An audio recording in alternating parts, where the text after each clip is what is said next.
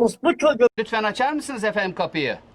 Efendim Türkiye'den getirdiğiniz paralarla belki Günün sözünü ikram edersiniz bize. Lütfen açar mısınız?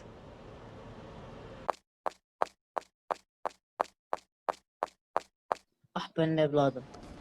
abicim günün sözünü söyler misin? Ne söyleyeyim? Siktir git. Bu ev nasıl alındı? Bir siktir git amına koyduğumun çocuğu.